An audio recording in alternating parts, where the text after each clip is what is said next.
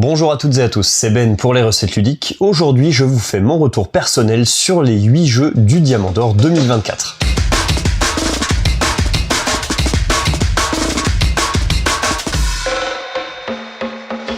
Je fais partie du jury du Diamant d'Or depuis 2021 et vous le savez, j'aime bien faire un retour un peu plus personnel une fois que la remise des prix a été faite. Cette année 2024, c'est Darwin's Journey qui l'emporte haut la main. On va bien sûr parler de ce jeu, mais on va également parler des 7 autres concurrents et on va les prendre en commençant par le 8e. Mais avant ça, on va faire un petit rappel sur ce qu'est le Diamant d'Or. Pour la faire très courte, le Diamant d'Or, c'est un prix jeu expert très orienté Eurogame qui est remis depuis l'année 2016. Il se passe en 2 phases, en 3 phases même plus exactement. Il y a une phase de repérage qui est faite tout au long de l'année par les différents membres du jury. Parmi ces repérages, parmi tous les jeux qui auront fait partie de cette liste, il y a une présélection qui est réalisée et qui sera ensuite soumise au vote des présélectionneurs. Il y a entre 50 et 60 présélectionneurs. À l'issue de cette présélection, il y a 8 jeux finalistes qui arrivent dans la sélection finale et le jury final, composé d'une vingtaine de personnes, vote pour ses jeux préférés du moment et va permettre d'établir un classement entre ces 8 jeux. Ce qui compte le plus, bien sûr, c'est la sélection des 8 jeux finales, mais il y a quand même un classement à l'issue qui est réalisé à l'issue du jury final. En termes de jeux de société, j'aime énormément bien sûr les Eurogames. C'est d'ailleurs par là que je suis rentré dans le milieu du jeu initié expert. Le dernier en date, c'est Érudit du Tic du Sud qui m'a fait une excellente impression. J'en ai des nouveaux depuis qu'on a passé le salon de Cannes. Justement, j'en parlerai bientôt à l'occasion d'une vidéo. On en fera également dans les voituriers.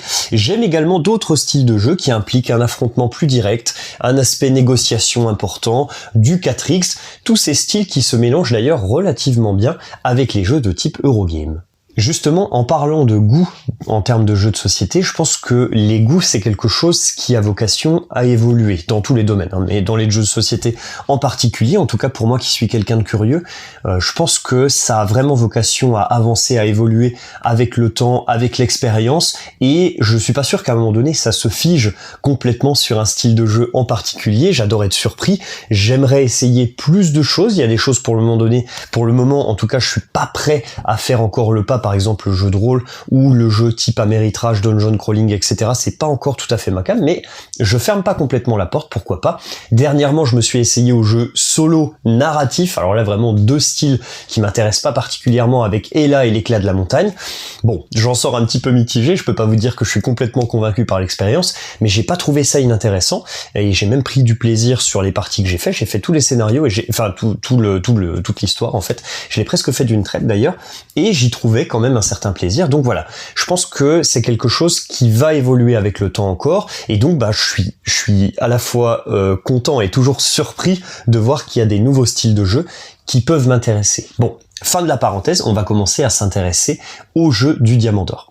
On va commencer tout en bas avec Cérès qui termine 8e. Alors bien sûr, on peut le voir, 8e sur 60 jeux qui font partie de la présélection, c'est bien sûr un chouette résultat et évidemment, je ne nie pas du tout le fait qu'il termine dans les finalistes, il n'empêche quand même que 8e sur 8, ça reste quand même la dernière place avec un écart de points qui est quand même assez significatif. Alors, qu'est-ce qui s'est passé avec Cérès ? À titre personnel, je lui ai donné 1 point.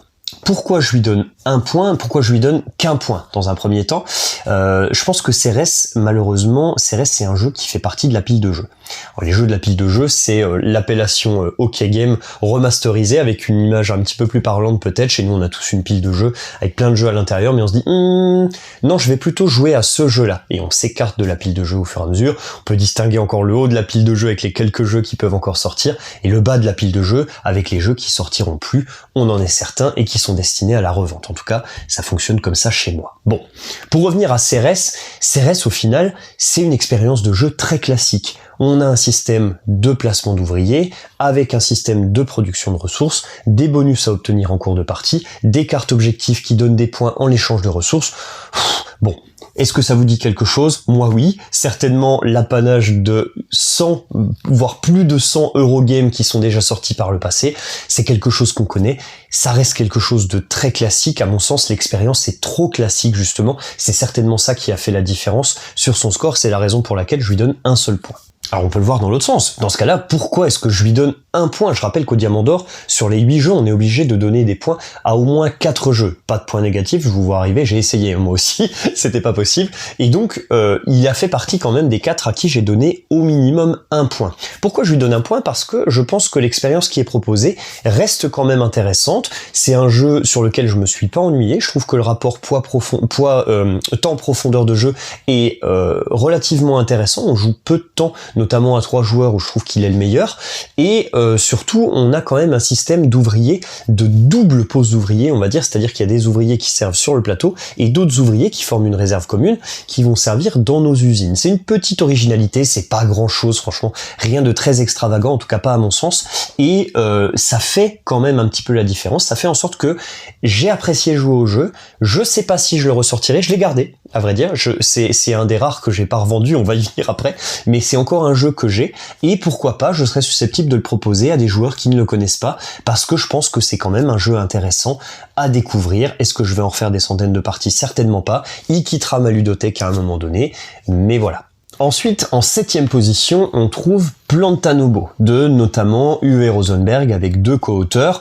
On peut se dire, Uwe Rosenberg, c'est quand même des sacrés jeux. En tout cas, moi, je suis rentré dans le milieu du jeu de société expert quasiment par là. J'ai beaucoup aimé ces jeux au départ. J'ai beaucoup joué à Le Havre, Agricola. Et ici, je dois dire que Plantanubo, je pense que c'est un jeu que j'ai vraiment pas aimé du tout. Je pense que dans les 8 finalistes, c'est le jeu que j'ai le moins aimé, que j'aime le moins.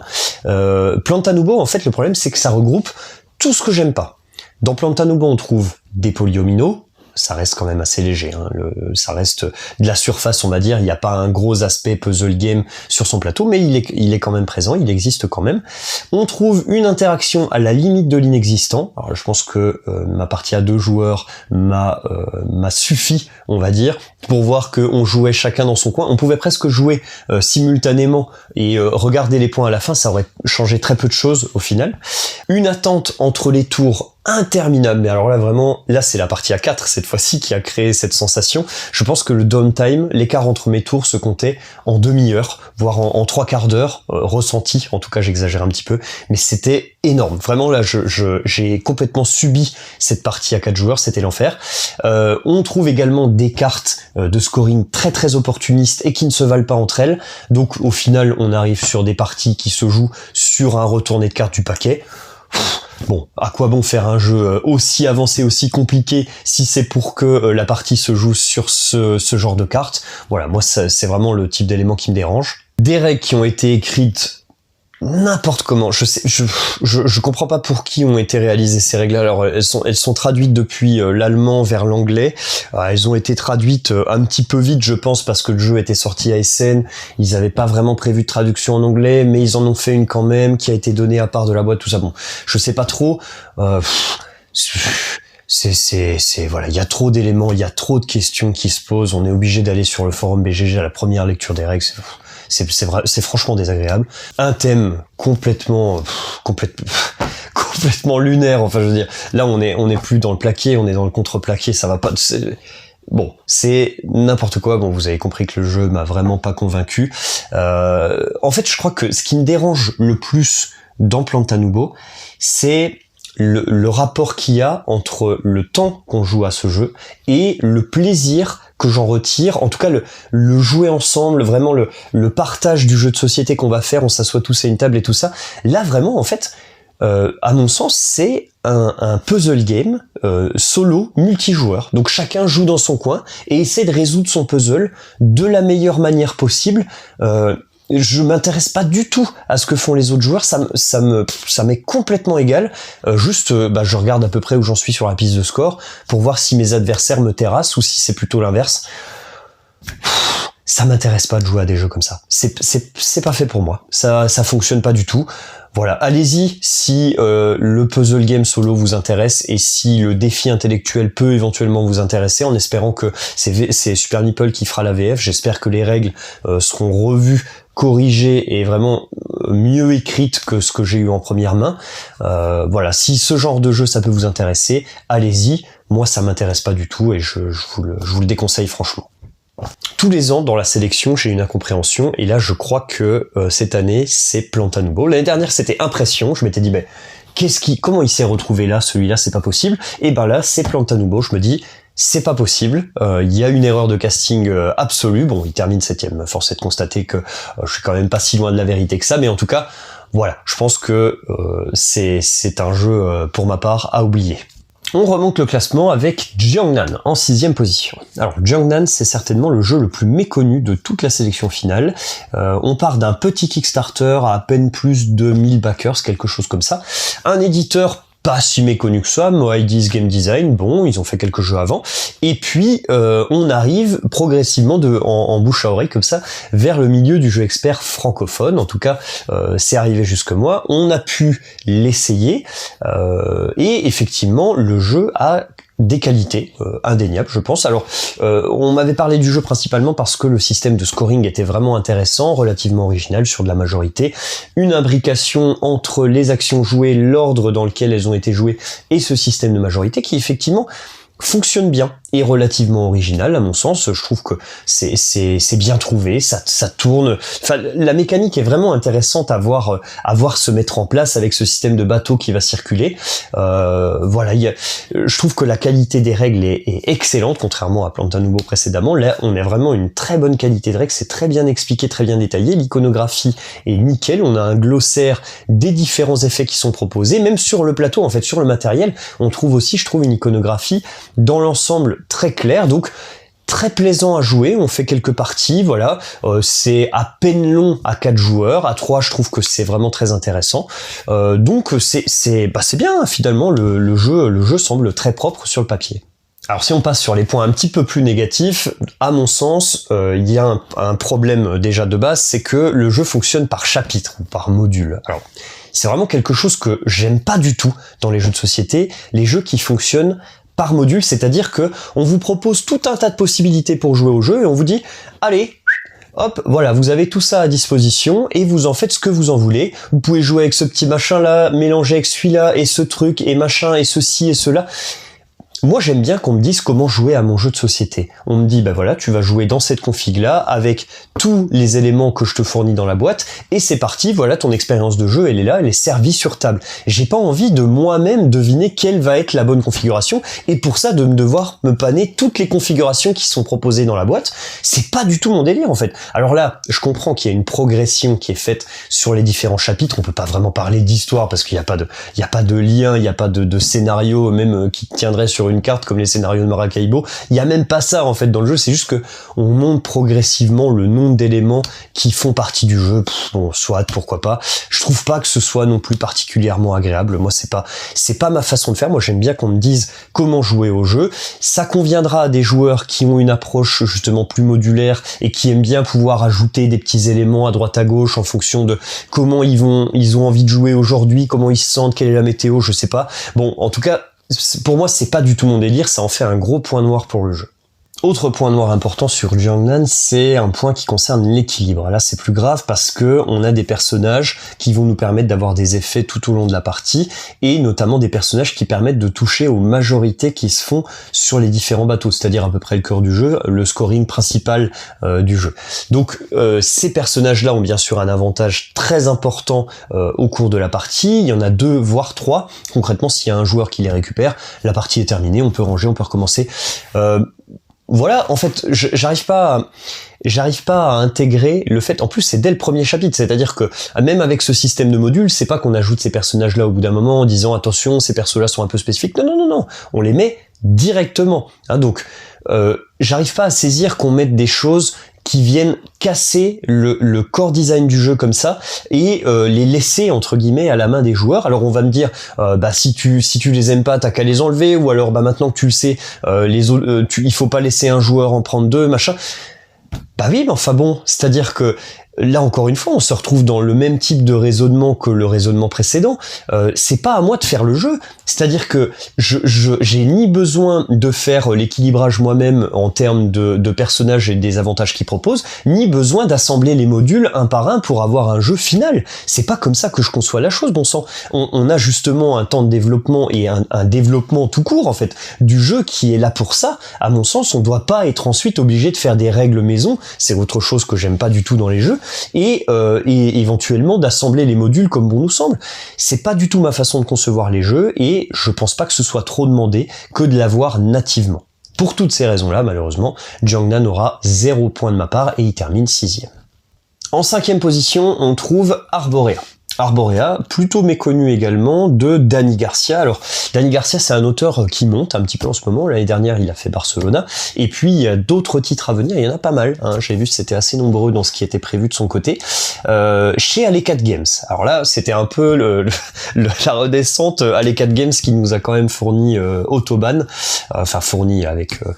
X mois de retard après qu'il soit sorti en boutique, etc. Bref, la livraison était un petit peu désastreuse, mais bon, donc je partais sans rien en attendre, et finalement j'ai été presque agréablement surpris. Alors non, agréablement surpris. Alors les points positifs que je trouve dans Arborea, c'est que c'est notamment au niveau de l'interaction.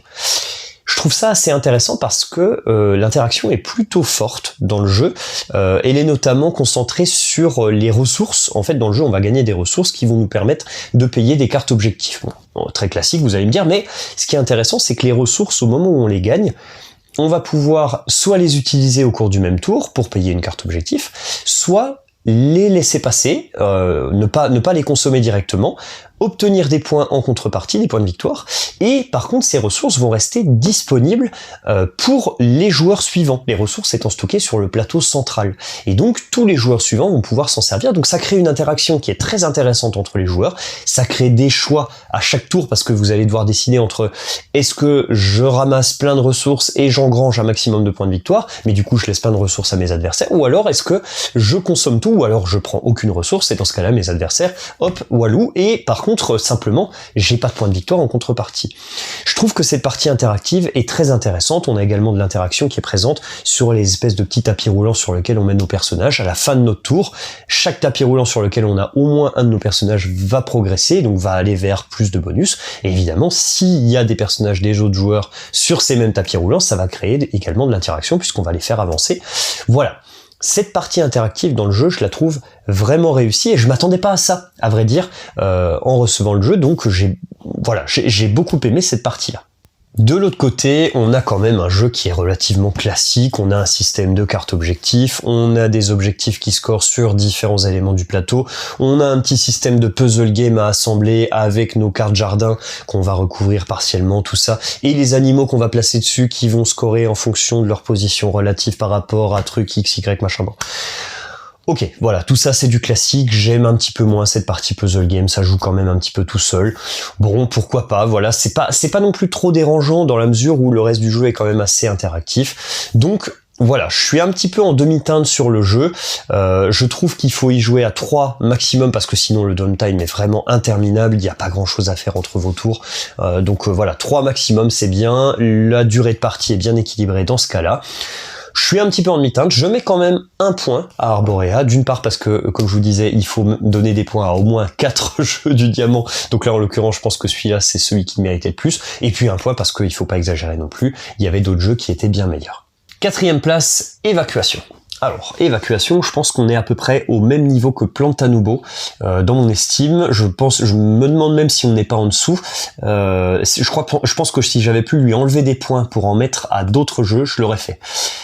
Évacuation, c'est le jeu annuel de Vladimir Suchý, auteur du très célèbre Underwater Cities, dont l'image ternie ne fait que descendre en fait depuis, et c'est pas encore Évacuation qui va venir redorer son blason, malheureusement. Évacuation, c'est un jeu qui, sur le papier, a tout pour fonctionner. Alors, je pense que c'est pour ça que je suis encore plus énervé que ça n'ait pas marché, parce que il y a que des bonnes idées à l'intérieur. L'objectif du jeu, c'est quoi ? On va débarrasser le plancher de notre ancienne planète qui est en train de mourir pour aller vers la nouvelle planète. Excellent. On part d'une planète vers une autre, on a des productions de ressources qui sont différenciées, chaque planète dispose de ses propres ressources, on va acheter des vaisseaux pour taper des allers-retours, embarquer un maximum de trucs de l'ancienne planète vers la nouvelle, le tout dans l'espace et avec des illustrations qui sont quand même relativement jolies sur le papier. Ça a tout pour me plaire. Malheureusement, on rate la marche sur presque tous les tableaux, on se prend toutes les marches dans le menton comme ça, comme dans un cartoon, exactement pareil. Premier élément, on a un jeu qui fonctionne en module. Bon, très bien. On a deux modes de jeu, un mode course, un mode point. Le premier fonctionne quasiment exclusivement sur les ressources, la production de ressources qu'on va créer sur la nouvelle planète. Tous les autres éléments passent au second plan. Le deuxième est très drivé par des cartes objectifs qui vont nous rapporter un maximum de points. Bon, voilà. On a un système qui nous permet de jouer avec des cartes actions ou sans cartes actions. Donc avec des cartes actions, ça devient un petit peu chaotique parce que on a une pioche de cartes avec des actions qui se valent pas toutes. On va être un petit peu à la recherche de certaines actions, moins d'autres. Sans carte action, on a 4 actions en fait qui sont prévues sur le plateau. On va juste accumuler des cartes sous ces différentes actions. Bon, je pense qu'il faut arrêter de proposer des jeux avec des modules, faut proposer une configuration qui va convenir le mieux possible à tous les joueurs, plutôt que d'essayer de diviser les joueurs et de contenter tout le monde en contentant en fait personne. J'arrive pas à comprendre pourquoi est-ce qu'on propose ce type de module directement dès le départ. Là, c'est même pas comme Jiangnan où on a un système évolutif. Là, c'est carrément, on doit choisir son mode de jeu directement dès la première partie. Ça m'échappe complètement. Bon, ça doit plaire certainement à des joueurs, mais pour moi, c'est no way, c'est zéro. On a un système d'arbre technologique mais qui est complètement figé, c'est-à-dire qu'on a 4 configurations d'arbres technologiques et en fait on va juste en choisir une au début de la partie, aléatoire ou pas aléatoire. Éventuellement il y a l'enchaînement, il y a 3 niveaux sur l'arbre technologique, il y a un peu l'imbrication qui va changer, mais concrètement ça fait pas grand chose.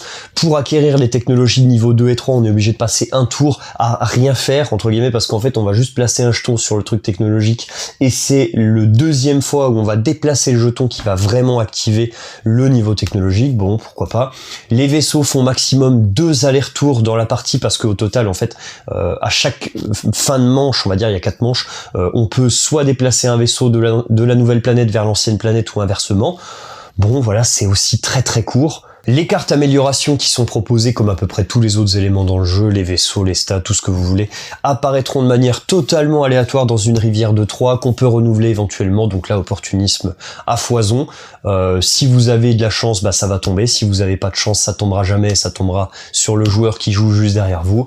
Bon, voilà, c'est pas du tout satisfaisant à mon sens. Pour couronner l'ensemble, les règles sont écrites sur un coin de table, c'est pas illisible, mais franchement c'est pareil, c'est n'importe quoi, c'est comme Plantanubo, on est obligé de se référer à BGG pour bien comprendre les différents éléments.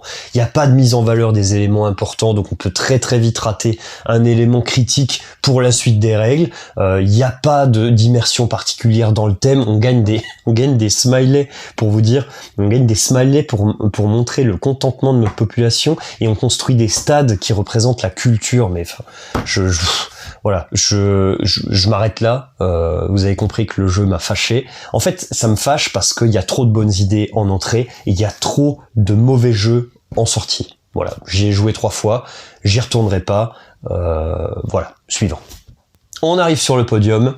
Promis, je me détends. 3e place donc pour Voidfall. Voidfall, c'est clairement le jeu que j'ai préféré dans toute la sélection, je lui ai mis 10 points, c'est le maximum qu'on peut mettre au diamant.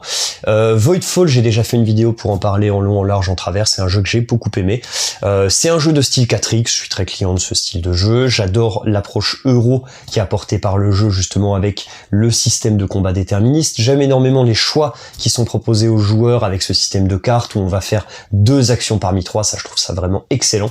J'adore l'élément de la corruption et du néant autant thématiquement que sur le côté implacable du truc, c'est-à-dire que vous pouvez pas laisser un territoire sans défense ou un territoire vide ou juste avec un tout petit vaisseau parce que vous savez qu'à un moment donné, le néant va venir le chercher, va venir vous attaquer spontanément pour le récupérer. Vous êtes obligé de lutter en permanence, j'adore cet élément thématique. Je vais retourner sur le jeu très largement et notamment à 2 joueurs, la configuration que j'ai pas encore eu l'occasion de tester. Il est sélectionné pour le GA, donc j'aurai l'occasion de toute façon d'y retourner. Le revers de la médaille, bien sûr, vous vous en doutez, c'est que c'est un jeu qui demande énormément d'investissement en termes de temps. Il vous faut également les joueurs qui acceptent de subir une quantité de règles assez colossale, d'ingurgiter une iconographie que je trouve personnellement très claire, mais qui malheureusement est foisonnante, enfin immense, enfin je veux dire, il y a tellement d'éléments dans le jeu, il y a 3 bouquins de règles, enfin voilà, c'est assez colossal l'investissement qu'il faut. Il vous faut des joueurs avec qui vous allez y jouer suffisamment régulièrement et pas une fois toutes les 36 du mois pour éviter que vous ayez à vous repanner les règles à chaque fois. Si vous cochez toutes ces cases, et je suis bien conscient que c'est pas évident, vous pouvez y aller à fond, vous avez une expérience de jeu qui est absolument incroyable. 2e place, et pourtant si loin du titre, Nucleum. Nucleum qui est annoncé comme la bombe ludique de la fin d'année 2023. Simone Luciani, David Turzi, a priori, sur le papier, il y a du beau monde. Donc effectivement, on me le vend en plus comme un jeu croisé entre Brass et Barrage. Je réfléchis même pas, je fonce, je l'essaye dès que possible. Au final, j'en sors complètement déçu. Le jeu ne propose en aucun cas des sensations qui se rapprochent ni de Brass ni de Barrage. C'est effectivement un jeu de réseau, un jeu de connexion, comme dirait Laurent, parce que c'est pas un jeu de réseau, parce que c'est moins contraignant. Justement, tout le problème vient de là, c'est que la contrainte sur le jeu, la tension qui est apportée est trop légère, c'est-à-dire qu'on va pouvoir placer nos rails comme on veut, en fait, et créer des petits morceaux de réseau. Donc au final, pourquoi est-ce qu'on s'embêterait à développer un réseau cohérent et à ce qu'on fasse des sacrifices justement pour arriver à développer petit à petit le réseau qu'on a, s'il s'agit juste de le jouer en mode puzzle game et qu'en fait au dernier moment on peut assembler la dernière pièce qui va nous donner la résolution ultime de notre réseau et qui va tout enclencher. Bon voilà, on enlève un maximum de tension sur le plateau, c'est un petit peu dommage. Chaque joueur joue un petit peu dans son coin au final. Bon voilà, j'ai trouvé ça un petit peu dommage. Bon, j'exagère un peu, on joue pas complètement dans son coin, il y a quand même une bataille, une espèce de course qui se fait pour les charbons qui vont coûter de plus en plus cher, pour les bâtiments neutres qui sont accessibles que pour le premier qui va l'alimenter, il y a quand même des emplacements de rails, etc. Mais ça reste quand même beaucoup plus léger qu'un jeu de réseau au sens classique où on peut l'entendre, ça c'est pour la comparaison avec Brass. Pour la comparaison avec Barrage, on a effectivement un système de contrats où des joueurs peuvent aller récupérer des contrats d'eux-mêmes. Il y a également un système de contrats publics, il y a une petite course qui se fait dessus. Il y a une ressource qui est à dépenser justement à un certain moment du jeu. On est obligé de tout dépenser parce que sinon on peut pas la stocker au même titre que l'électricité qu'on avait dans Barrage. Bon. En termes de sensations, ça n'a rien à voir ni avec Brass ni avec Barrage, donc la comparaison entre les deux est vraiment très délicate je trouve et c'est en tout cas pas du tout à l'avantage de Nucleum. La piste de scoring de Nucleum, la piste avec les étoiles là justement, est à la fois difficile à comprendre, difficile à expliquer, difficile à comprendre pour un résultat qui est au final pas si satisfaisant que ça. J'aurais vraiment voulu que ce soit beaucoup plus intéressant comme élément de jeu. Je crois que ce qui me déçoit le plus de toute façon, c'est le manque de tension globale et le manque d'interaction entre les joueurs qui est proposé sur le plateau. J'en attendais vraiment beaucoup plus. Alors ça en fera certainement un très bon jeu pour un certain type de joueur qui a moins tendance à apprécier l'interaction un petit peu trop forte comme ça, et ça en fera un jeu du bas de la pile de jeu pour un joueur comme moi. 0 point pour Nucleum de mon côté. Enfin, plus haute marche du podium, très très haute la marche, puisque Darwin's Journey termine premier, plus de 80 points devant Nucleum, donc score tout à fait notable. Darwin's Journey, c'est un jeu que j'ai beaucoup aimé, j'avais déjà fait une vidéo à l'époque sur le jeu, j'en avais dit beaucoup de bien. C'est un jeu que j'aime énormément, justement parce qu'il est très tendu et très interactif, tout l'inverse de Nucleum donc, et notamment dans les configurations 2 et 4 joueurs, que je vais préférer à la configuration 3, qui est un petit peu plus lâche. Darwin's Journey à la base c'est quand même une mécanique de placement d'ouvriers relativement classique, twistée quand même par un système de spécialisation des ouvriers grâce au petit saut de cire, et tout un ensemble d'actions qui gravitent autour de ça, dont une partie forme une séquence, c'est-à-dire que vous allez devoir explorer des îles, faire des recherches sur des spécimens d'animaux, enfin des spécimens disparus, et livrer ces spécimens dans un musée qui vous rapportera des pièces et des points de victoire en fonction de la progression que vous faites sur la théorie de l'évolution de Darwin justement, donc bien connecté au thème en plus. En fait, le jeu combine plein d'éléments qui fonctionnent très bien individuellement, il arrive à les harmoniser et à les rendre cohérents à travers justement un thème qui fait que l'ensemble marche très très bien. Parmi les éléments que j'aime beaucoup, il y a un système de majorité qui se fait sur la correspondance, donc en fait on va placer des timbres sur une zone avec des enveloppes, donc je trouve ça en plus assez thématique. C'est une zone de majorité qui va nous permettre d'obtenir des bonus à chaque fin de manche, et à chaque fin de manche justement, les joueurs qui ont obtenu des bonus vont écrémer en fait les timbres qu'ils ont mis à cet endroit-là, à raison de la moitié de ces timbres qui va dégager, et donc pour la manche d'après, on va repartir avec quelque chose qui sera plus équilibré. Ça évite qu'un joueur prenne vraiment l'avantage définitivement sur cet élément-là de la partie. Voilà, je trouve que c'est très bien pensé. Le système de musée fonctionne également très bien puisque le musée va récompenser les joueurs en fonction du moment de la partie où on va livrer l'espèce. Plus on va livrer l'espèce au début de la partie, plus on va obtenir des pièces parce que c'est ce genre de ressources dont on a besoin au début de la partie pour créer un petit peu son moteur et essayer d'obtenir d'autres actions plus intéressantes. Et au fur et à mesure de l'avancée de la partie, en fait, on va diminuer le nombre de pièces qu'on obtient au profit de l'obtention de points de victoire à travers la théorie de l'évolution. Donc voilà, c'est vraiment un élément qui s'équilibre tout seul. C'est bien pensé. C'est certainement pas le premier jeu à proposer ce type d'élément, mais je trouve qu'ici, c'est particulièrement bien implémenté et d'autant plus cohérent. Donc ça n'enlève rien, bien sûr. Petit point noir, effectivement, la lisibilité du plateau peut être à revoir. On a un plateau qui est quand même assez foncé, avec des zones qui sont très jolies et très bien dessinées, très thématiques, mais qui manquent peut-être un petit peu de lisibilité, notamment au niveau des îles, où on a effectivement les petites flèches qui sont en dessous des tuiles qu'on va venir placer dessus. Ça chouine régulièrement autour de la table à cause de cet élément. À raison, hein, complètement, c'est effectivement un élément qui pose problème en termes d'ergonomie. C'est un petit peu dommage, bon voilà, c'est pas la perfection, mais en tout cas, c'est un jeu qui a mis à peu près tout le monde d'accord. J'ai donné 8 points à Darwin Journey parce que il fallait récompenser au moins 4 jeux et que j'avais déjà donné un point à Arborea et un point à Ceres et que Voidfall restait quand même malgré tout mon favori. Voilà pour mon retour sur les jeux du Diamant d'Or 2024. Je pense que depuis que je suis jury au Diamant d'Or, c'est la sélection qui m'a le moins convaincu. Je pense que vous avez pu vous en rendre compte au travers de mes commentaires tout au long de la vidéo. Je regrette bien sûr l'absence plutôt justement de Érudit du Tigre du Sud qui pour moi était au-dessus de toute la sélection. J'aurais voulu également voir des jeux un petit peu plus aux frontières de l'Eurogame comme par exemple Hégémonie, La Familia, Ibris, des jeux qui sont justement un petit peu hybrides à cheval entre deux styles. Voilà, je fais peut-être partie d'une école, d'un courant un petit peu alternatif. Je comprends tout à fait que le Diamant reste fidèle à son ADN initial qui sont les Eurogames. Je respecte tout à fait ses décisions. De toute façon, on voudrait toujours que d'autres jeux se trouvent dans la sélection pour correspondre parfaitement à nos goûts. C'est pas le cas et c'est normal. C'est le jeu justement avec un prix. Le prix qui récompense bien sûr des jeux en fonction de ses membres. Le prix représente bien sûr les goûts du jury qu'il y a derrière et n'a pas du tout vocation à être universel. L'objectivité n'existe pas et c'est d'ailleurs une très bonne chose. C'est pour ça qu'on continue à faire des prix et notamment dans le milieu ludique. Merci d'avoir regardé cette vidéo. N'oubliez pas le message très important de la PCL, la prévention du chouinage ludique. Documentez-vous sur les jeux avant de les acheter. Lisez, regardez, écoutez des avis contradictoires sur les jeux et faites-vous votre propre idée. Vous avez tout à fait le droit de remettre en cause tous les avis que je viens d'émettre dans cette vidéo. Vous pouvez tout à fait ne pas être d'accord. Vous pouvez le dire dans les commentaires si ça vous intéresse. N'hésitez pas à argumenter, c'est toujours mieux. Pour qu'on puisse échanger par la suite, j'y répondrai avec plaisir. C'était Ben pour les recettes ludiques. À bientôt, salut.